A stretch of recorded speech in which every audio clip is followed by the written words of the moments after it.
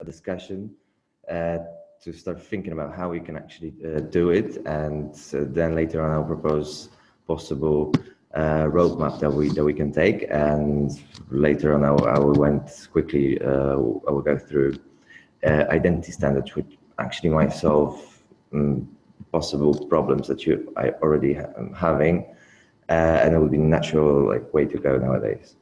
And yeah, so my actual name is Grzegorz Bytniewski, but for simplicity you can just call me Greg.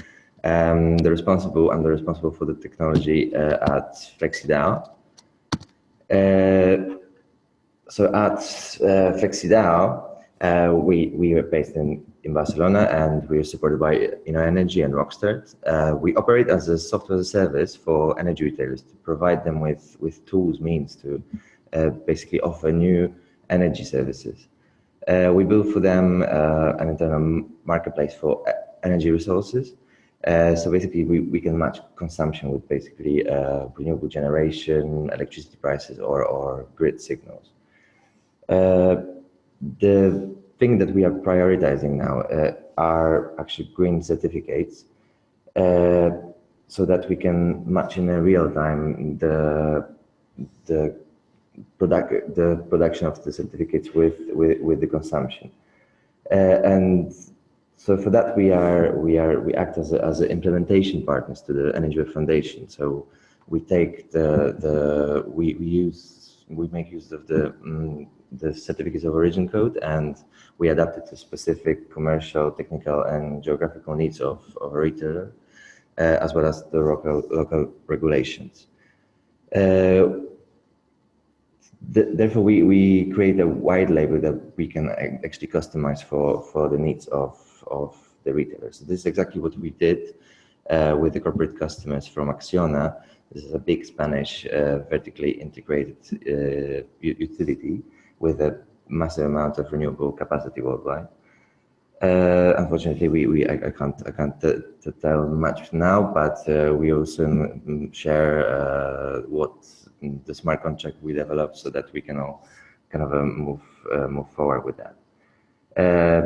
At the later stage, we will connect those customers to electricity prices and grid signals for demand response. So we are beyond that. Basically, we are actively involved in an Energy Web Foundation community, knowing that only through working together collaboratively we can actually all succeed. And this is why I'm here today. So what are essentially the three takeaways, the three key things I wanna mention? I wanna make sure that you remember. So first thing, standards are absolutely critical for the ecosystem to actually survive, and it's the only way to scale the applications based on blockchain. And we should basically all work on it collaboratively, so that we can all then say, yeah, this is the best way to go, and let's apply it all. And so that this stands in a kind of a contradiction to what we can see in the industry, that everyone wants to do everything in-house, and this simply just doesn't make sense, even from those companies' perspective, because it will eventually be much more expensive and more complicated for that company if it will decide to do everything from scratch in-house. So just why don't we start now with the new standards regarding the broad thing called identity. But what do we need? Just standards, and what actually are the standards? So standards basically are a way of organizing people or companies around some kind of common understanding of how to do things. So they provide a basis for the growth of cooperation that will help the whole industry. But how does it actually useful how does it specifically can be applied in blockchain applications? So taking an example that let's say the energy retailer wants to supply the energy, its energy to its customers, but like the whole process involves the whole value chain of grid operator, retailer customer, some service providers. So basically, if there is no standards in place, you have massive amount of different parties. So if there is no standards, you would end up mapping all your normal business processes to massive amount of different smart contracts, which they might not be interoperable. You might not reuse it for. You might not reuse those smart contracts for anything else than this particular thing. So that you would just end up with a completely inefficient system that will not scale. So this is fine for proof of concept, yet in the real life, this will never work. So basically, we need a single set of standards for the whole industry so that we can all start thinking about it now and start applying it.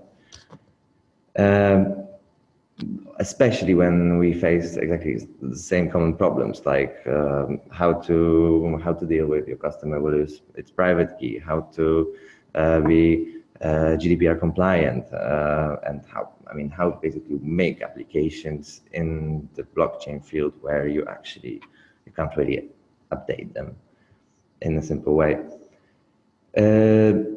So there are different standard fields under the discussion, let's say, within the ecosystem, but let's narrow it down because there are two major parts. One is the core protocols and standards around them. So it's all the magic that happens within how the blockchain works, and then we have application layer standards, and this is what I think should focus on. So it defines all how the token will work, what kind of a form of data and identity will take, and what kind of interactions this application layer might have. So the main benefits of that is basically we can all the companies they can use all the available tools that the global Ethereum ecosystem has already developed or currently is developing or will develop. So basically everything that your development team or you are currently using. So from the backend, front-end libraries, browser plugins like MetaMask, blockchain explorers, everything is just simply because these things follow certain standards and then can be applied to a different blockchain within the same ecosystem, like the Balaba or any web blockchain. So also you follow the best practices in the development of the decentralized application, which is not a trivial task, and through following those standards, which bright minds developed, you can avoid common mistakes and just simply develop your application quicker, just focusing on the right things. So this would just literally drastically lower your costs. And also by participating or at least using the standards, you can benefit from the know-how of the developers of the blockchain developers all around the world, so that you will simply just use the application in a safe manner, unlike again doing everything in-house, which it might, after releasing such application, you might expose your customers and your application to the high risk that in the blockchain space, and they might have unrevertible consequences. So that, but how can we get to have such a standard? I mean, we already used, most likely everyone already used, play around with the tokens. So it's basically literally one standard. Everything is based on this ERC20 standards. That simply because it was very, very simple to use it, nowadays we can see a storm of new ICOs or tokens every created every day. So that, I mean, it was good because people get to know the basic blockchain concepts regarding, I mean, how to use transaction, what it's all about.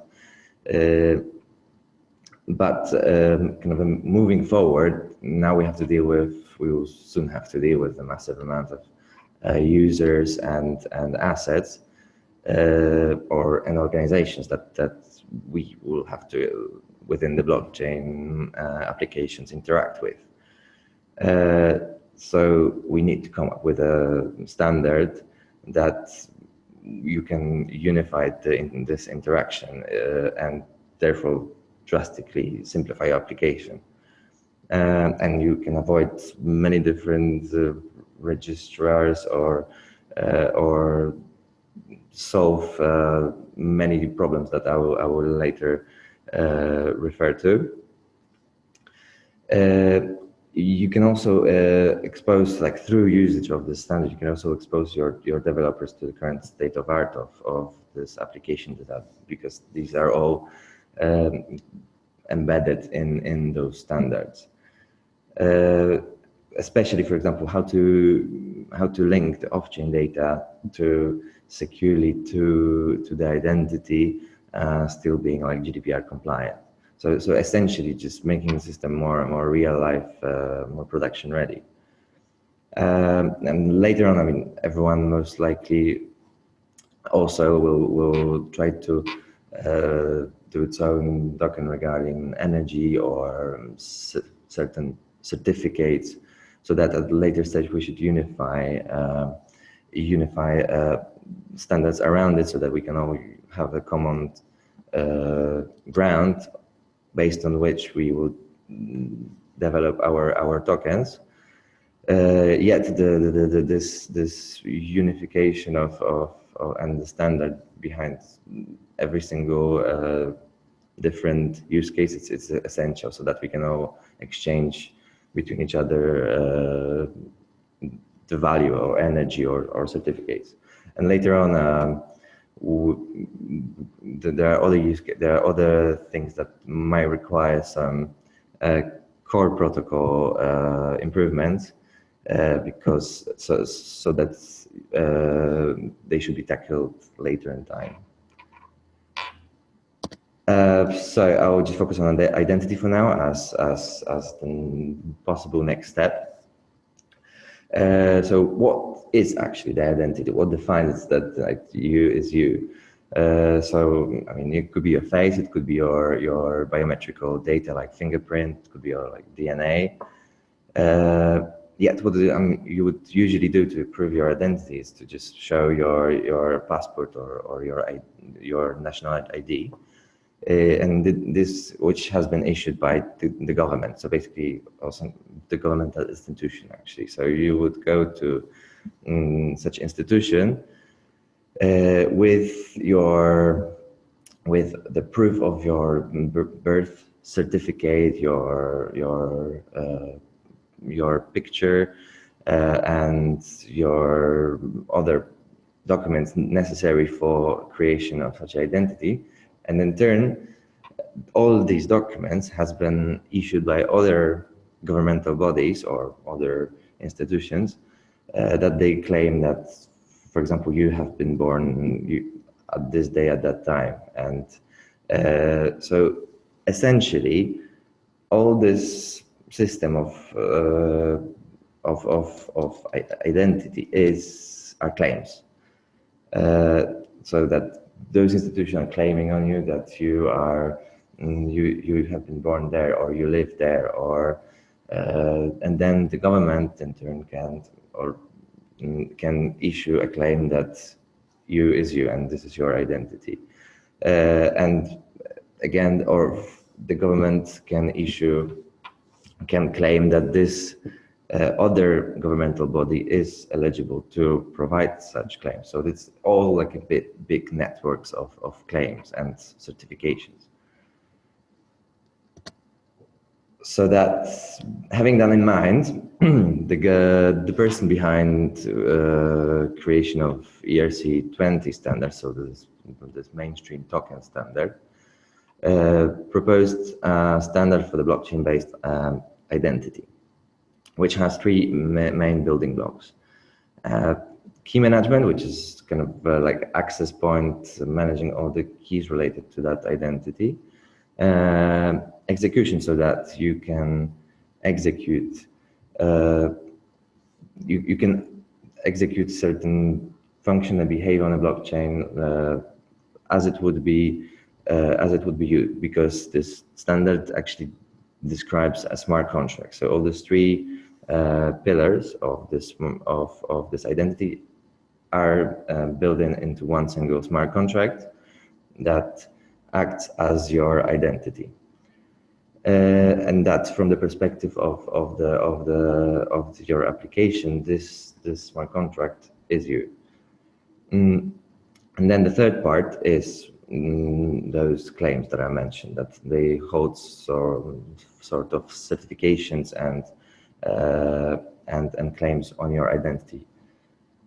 It's all. It's important to mention that this all. It's a very kind of a basic level, so that everyone else then can build upon that identity. So it's kind of has to serve as a common ground for as many use cases as it is possible. So the first main building blocks is the key management. So you can distribute those keys to different parties. For example, that those keys will serve certain purpose in your identity. So they can sign claims, they can sign the documents that then you share with someone. They can make transactions as it would be you. And for example, this enables you to, for example, create a system that you can actually recover if you lose the key that you issue some transactions with. You can create a system that can retrieve that, that can change that key for you in case you lost it or has been compromised. So, and basically it has many use cases. Yet I will not go into detail now. Then the second pillar is the execution, so that allows the smart contract to act as that you issue some request to, let's say, to the smart contract, which in turn will forward that call to another smart contract, which is your use case, which basically drastically simplifies everything. You can create a logic that it's from for example, creating a market. You can just not think about the roles within the organization, because this identity smart contract can be organization that then would have built-in logic that will manage its own participant of the organization. Because as it is now, each of your private key, cannot really be duplicated among all of your company employees, so that they can all work. They can all act as your company. So that you need to have some kind of an intermediary system that will handle this permissioning, like mimicking current IT systems anyway. So basically, through this you can do much more, facilitating current complex organizational structures and relations, and you can simplify the main smart contract that your application uses. And then the last part are claims. So that they can be added by anyone, yet they need your approval to be valid. They cannot really be changed unless the issuer of that claim will revoke that claim. And also you can delete the claim that someone made on you also. So it's kind of a broad, very generic system that it could be applied to literally a massive amount of different use cases, especially in the energy sector. When we need this certification, when we need this registrars or registration use cases that most of the application or proof of concept has, which you might actually do just simply through such claims. These claims look like you have on the right hand side you have a topic, which it's a standardized purpose for which keys, which claim, what purpose does this claim serves. You have a scheme based also in a standardized way how to validate such claim. You have also an issue, so who issued that claim on you, and you have a signature, a proof that this claim is valid.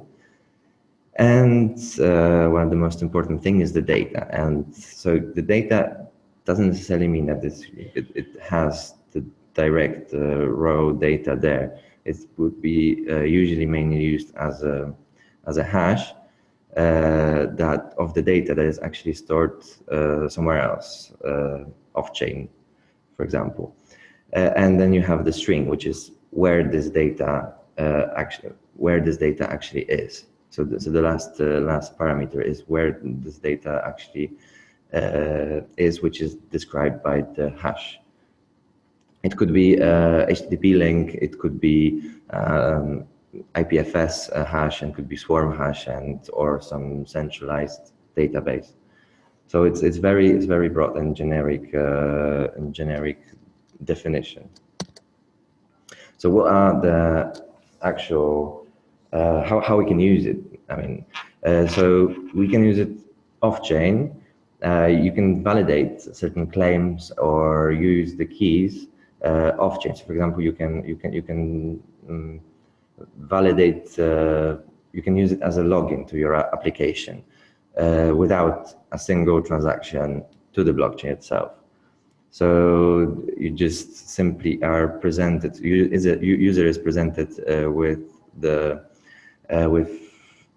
some information that he has to sign. Now it's going to be displayed on the left-hand side.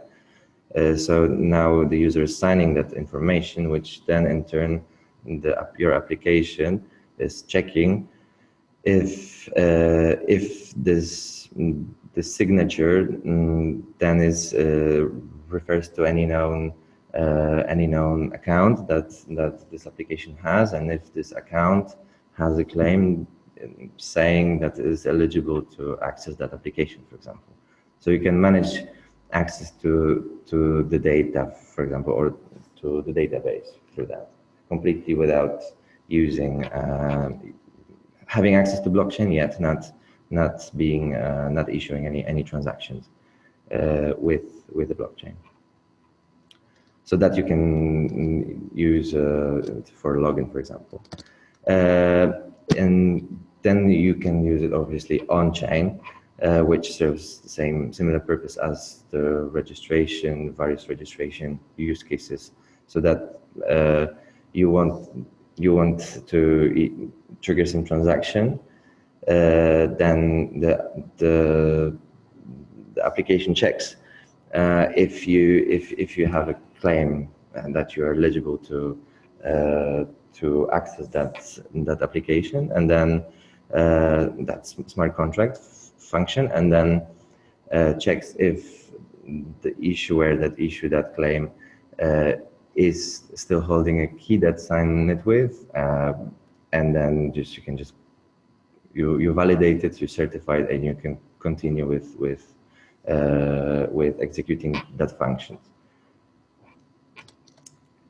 So that, I mean, it's a bit technical, but I'm just I can explain everything in the smallest detail. Just get that in touch with me later on. So what are the benefits of such approach, or if it comes to identity? You can basically drastically simplify the design or the functioning of your application. and actually make it more production ready. You can get rid of most of the registration use cases, and you can manage everything in a more structured and a standardized way. But I mean, these are not the only benefits of that. There are much more. You can reuse the same contracts for the different use cases.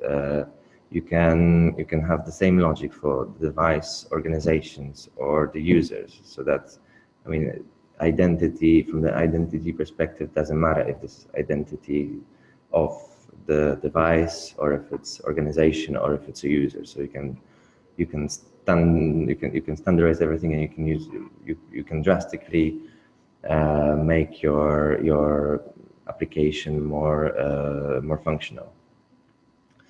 And more importantly, you can make it in a way that that the users do not actually need to have tokens to operate with a smart contract, because nowadays you need to have some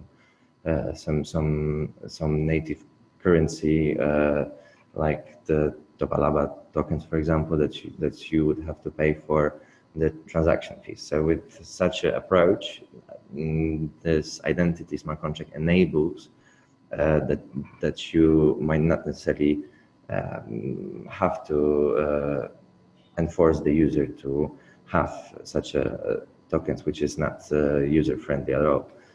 And you can have various mechanisms of retrieving the control of the identity after your customer will lose its private key, for example. So this is an important thing, because I mean, we don't have a button that I forgot my password, because we don't have any passwords anymore. So that it also makes it user user experience much more production ready. And then we have you can validate claims and the keys in an off-chain and on-chain manner, keeping the data private. So this is crucial from the perspective of the GDPR, which basically this is currently the main way to go in the whole Ethereum ecosystem to comply with this legislation, and also allows to represent actually a company as a single identity. So you can then extend that identity to allow to distribute certain functions and permission to your employees, which is basically mimicking how the current system anyway works. And I mean, there are much more benefits. The main is everything it can be done basically way cheaper and much more efficient than you would do not following the standards. So if you have any further questions, just send me an email or so we can schedule a call or contact me through Slack. But before just going to questions, I just wanted to have like initiate a discussion towards like how we're gonna bring it forward and to validate if there's any interest and the pain that the Energy Web affiliates might face, that this standardization might actually help, and yeah, and how we're gonna basically make it happen. Thanks a lot. Great, thank you very much, Greg. I think to sort of kick off the questions and the conversation here, I'd like to first hand over to my colleague Jens Griesing. Hello. Hello. Yes, thank you very much. And thank you very much, Greg, for putting that presentation together and leading this initiative. From EWF perspective, my role as a product manager for Origin, I could not agree more with what has been said. It's very essential for us as the ecosystem to standardize and collaborate on those standardizations and build a platform for a reusable content where everyone else then can put and base their individual dApps upon. To me, that is a big part of what EWF is about.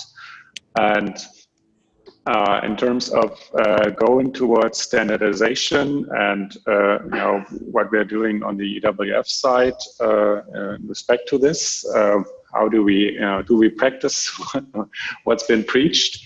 I would like to give you 2 examples. When we started out with Origin, the ERC 721 wasn't really there yet. And so we started out with the certificates. We discovered early on as part of the requirements process that they are not fungible. Therefore, we did not take an ERC 20 approach. So we started out in a non-standardized way, putting those certificates together as a state in a smart contract. But when 721 came about and was really then part of the main Ethereum, we did now in release B implement the interfaces for it. So in other words, yes, there are places we have not chosen a standardized way because it either wasn't around yet or we chose to implement it quicker. It is very essential to move back to those standards, preferably from main Ethereum. But if not available, then at least have a common understanding amongst EWF affiliates of how we should go about things. So I envision, besides standards of the Ethereum community as a whole, that maybe we can agree on structures and way to do about things on the platform, so it's beneficial to individual affiliates. Another thing I would like to show to you where we are going to make room for this kind of movement and initiative to standardize. I would like to share my screen here. And if everything goes right, we should be seeing now my slide in front of you. Stop sharing. I was for sharing now. Done. Okay. Yeah. Excellent. So when we started out with Origin, it was like one single product mingled into one, and there were a lot of different components inside one product, so to say. What we're doing now as part of Release B, as we speak, most of the things will hopefully be done by Tuesday, is we separated various aspects of Origin. So most notably, the asset registry and the user registry then become their own parts. So they're not thought of as Origin anymore. There will be more, I guess, then hopefully then standardized parts of the platform, so they can be reused in a standardized way, any which way for various use cases. This is to show that what really is the vision behind what we as EWF is doing. It is to come about with reusable services in a standardized way, so application development on top of it becomes easy and efficient, as Greg was pointing out, and many other benefits which can come along with drastically minimizing development time for each individual organization, and also then sharing, potential sharing digital assets among affiliates as well. So, thanks again, Greg, for putting this together. We from the EWF, that's our vision. We want us together with the affiliates to come together and do this. Awesome. All right, back to you, Ian. Sorry. Great, thank you, Jens. So I think from here, any questions or comments from anyone who's attending are very welcome. I don't need to moderate, so please feel free to unmute yourself and raise anything you'd like, anybody.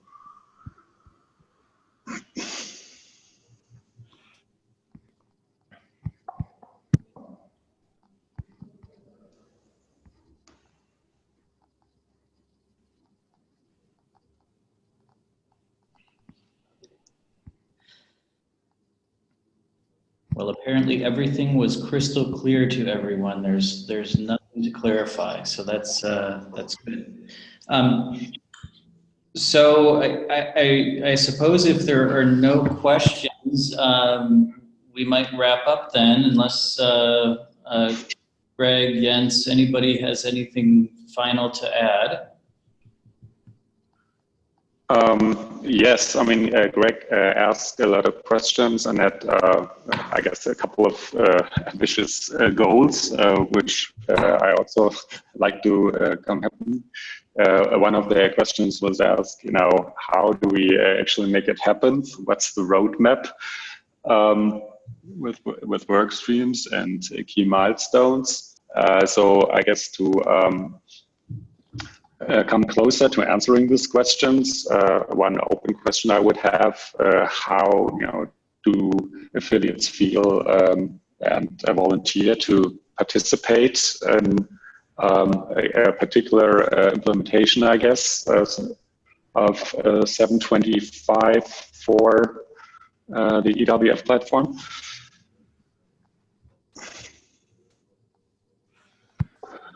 I mean, we as FlexiDAO, we already were like playing with the standard, so we can, I think, kick off with some examples like how to use it and how it could be applied. Yet we kind of looking for a means, and I mean, because where we could share it, and I mean how we could kind of work in a more structured way towards this. Yeah, I don't think we have anyone from the core team on the call, do we? But I talked already about it to Adam. Right. And yes, I mean this has to be discussed yet. And how about the link team? We now task the link team with the implementation of the user registry and the asset registry. Maybe somebody for the link team could talk about how they think collaboration could take place. Yeah, I think my name is Andreas Hergeser. I think we are currently in the process of defining the data structures and what we need for identity management, and basically starting this. So there will be internal meetings in the next time, and I think my colleague Nitin is also on board right now. And I think we will, from our side, we will focus on the origin perspective for the first use case, but as proposed, the general and more abstract approach obviously is the right one to go. But right now there are no, let's say, questions at this point from my side.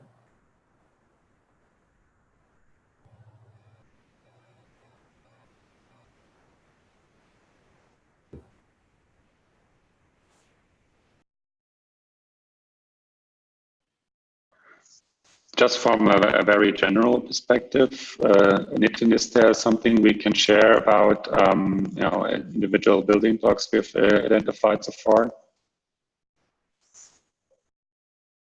I mean, if you have maybe a code already that describes it, that would be beneficial. So maybe I can have a look how this could be merged. Hi, this is Nitin here.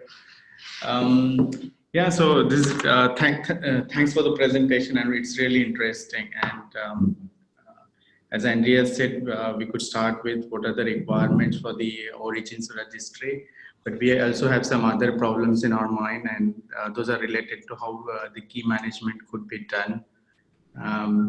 So yeah, I mean, standardization could be the first towards how. Yeah.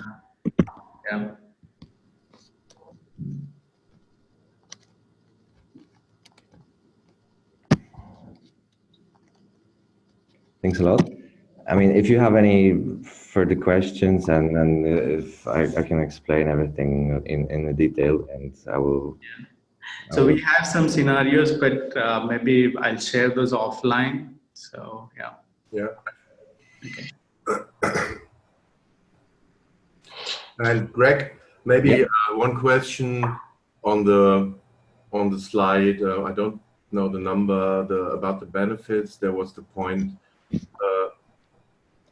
Various possible mechanisms to retrieve the control over identity after theft or key loss. Could you maybe sketch what's on your mind there? Here you can, because you can't really be at any time in a possession of the private key of your customer, because this would essentially take all the benefits. I mean, it will not be. It's not the way to go, because it shouldn't be the case that you're distributing the private key to the customer, because the customer cannot be sure that what they have is actually theirs. So this is a fundamental problem that has to be solved.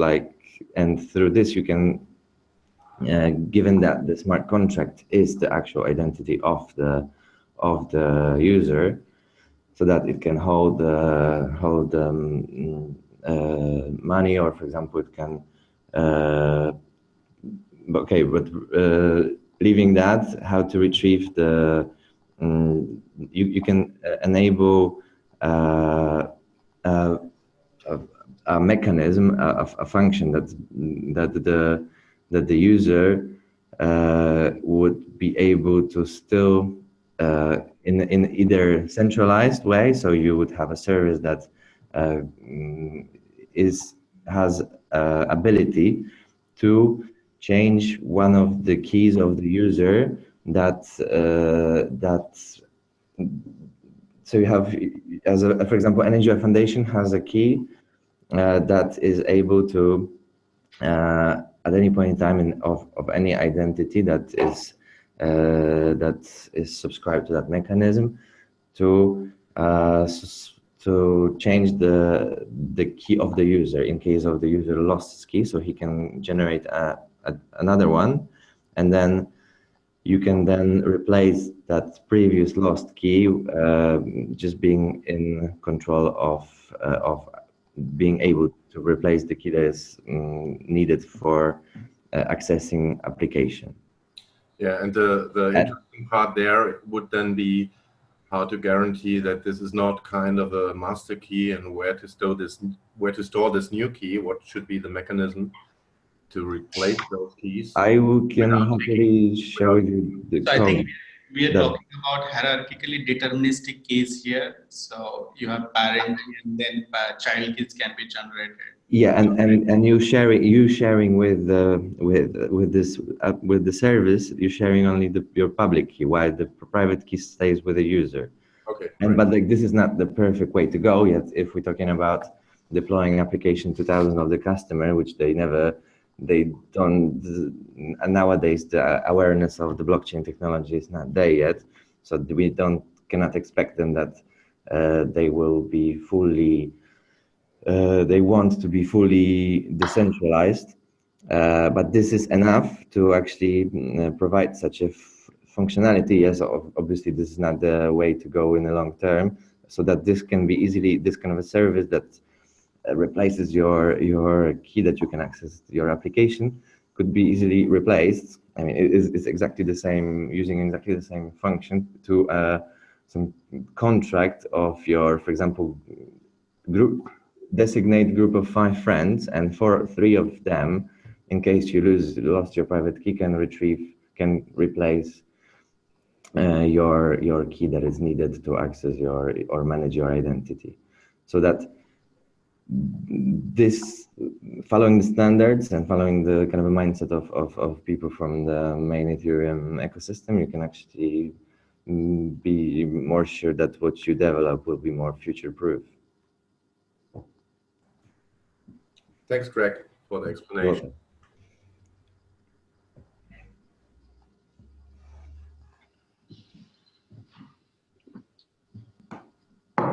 Okay, well, thank you all for attending. It sounds like that's all for now. If anybody who's attending who hasn't spoken up has particular interest in continuing to work with EWF, with FlexiDAO, with others who are tackling these issues, please let us know.